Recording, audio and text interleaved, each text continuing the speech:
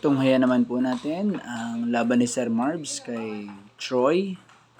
Isa sa forwarder at isa sa may pinakamalakas na katawan at atakidor ng San Pablo City.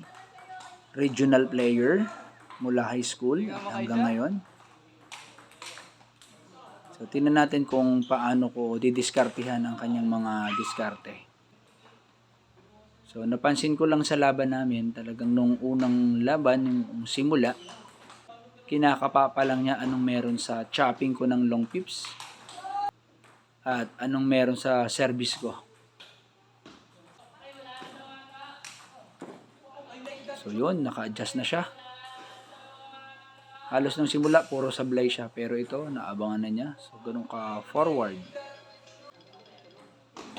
Tanggal na nga kami parehas. Dahil sa finals na. So, yan. Ay, love you. Talagang biyaya na lang na naibabalik ko yung bola niya. Napakaikot, grabe. Ay, love you. Bugbog. Tingnan nyo kung paano niya dinidiscard yan. Naka-adjust na agad siya dyan. Loop.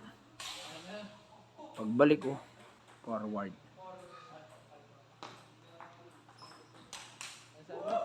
Yun. Kinakapa pa rin niya yung kanyang backhand. So yun, ganun siya kaikot. So yung backhand niya kanina pa niyang kinakapa.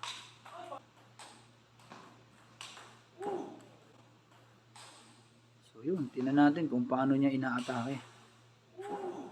Ang hirap i-short ball, ang talbog masyado ng mesa. Kaya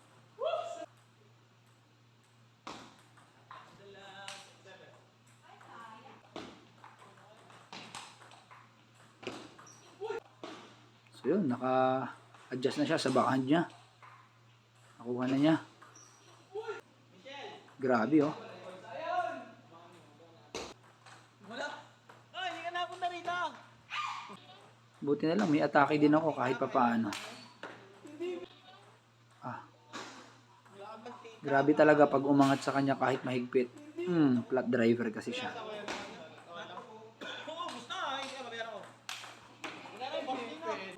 Grabe talaga pag umangat. Hirap habulin ng bola niya. Buti na lang may mga mahigpit akong chopping. At talagang dun siya nahihirapan. Yun, natigil ang bola. Yun, first game, nalusutan ko. By God's grace.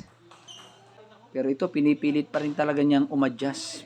Anong meron sa lason ng aking long pips at chopping. Sa Jollibee pare, lalo na pagtanghali. Kapatol yung minamadali. Talagang sinisikap niyang makuha talaga. Buti na lang kahit pa paano talagang nakakadiskarte ako ng atake. As chopper kasi, hindi pwedeng puro chop lang. Kailangan mo ring umagaw. Yun. So, may mga nahihirapan rin talaga siya pag mahigpit yung talagang chopping ko. Pero yun forwarder talaga. Yun. Ganda ng rallying yun. Kaso na edge.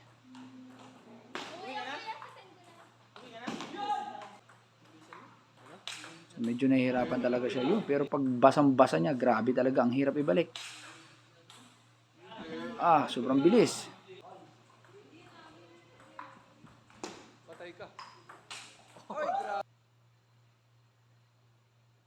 Ako pinanalo. Hindi po ako pinagbigyan kahit isa. Si Sir Marbs po yun, tagapagbilaw.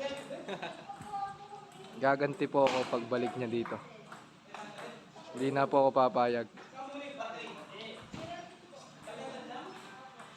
Ay, grabe naman yun, Troy.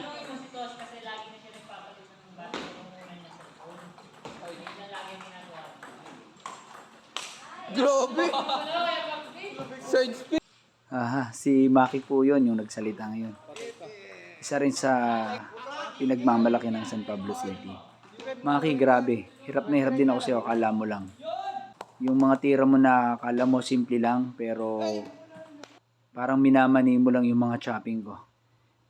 Decision juice nga tayo kaya akala mo talagang sa akin lang kumapit. Thank you, Maki. Wait mo ako diyan.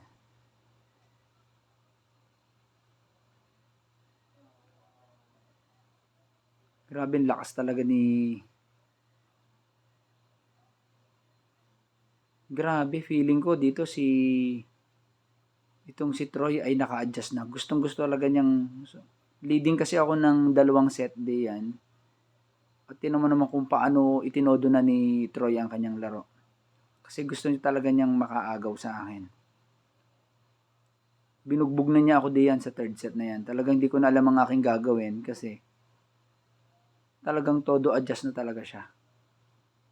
Service, attacking. Isa sa pinakamahirap yon na situation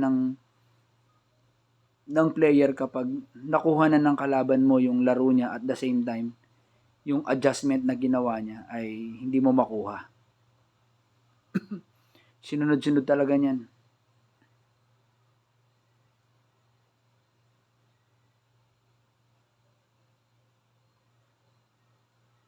So yan, talagang accurate na ang kanyang mga tira.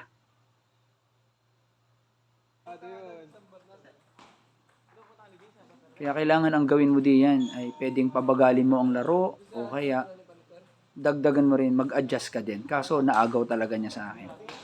Series po namin 2-1. So 2 po ako, 1 siya. At feeling ko talagang gusto niyang grabe accurate pa rin ang mga tira niya. Sorry, naka-edge ako. Single mom. Yun lang ang medyo nakakahiya kapag dikit ang laban tapos biglang may mga edges na nangyayari, 2 sunod. Medyo nakakasira talaga ng focus yon. Pero bilang players, sana huwag kayong padala sa mga ganun. Yung nasasabitan ka ng net, tapos biglang nag-e-edge. Focus ka pa rin sa goal mo. Pero sa tingin ko, talagang medyo, yun, nag-dead ball yung ginawa nila. Kasi akala ko side ball. Tingin ng mga nanonood ay edge. So, dined ball na lang yun.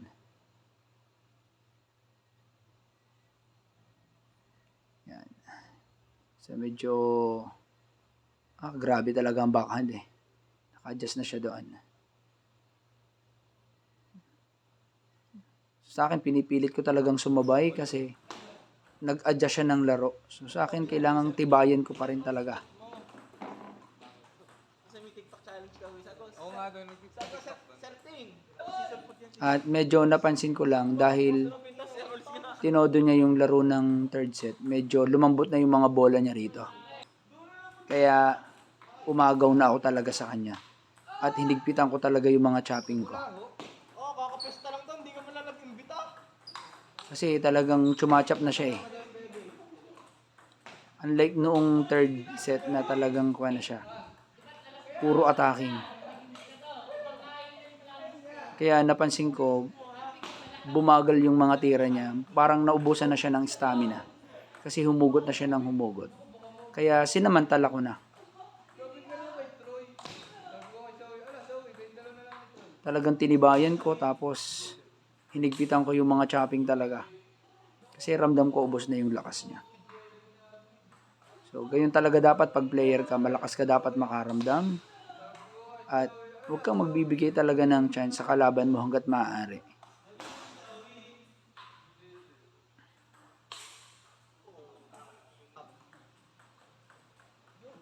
So yun, kita ko lumalaglag na yung mga bola niya. Maybe talagang naubusan na rin siya ng hangin. Kaya talagang ako na yung umaagaw, yun oh. Wala ng kamay, oh. Bumili ng kamay, oh. So yun, maraming salamat Troy. Ganun talaga. Nice game. Thank you very much. God bless sa atin.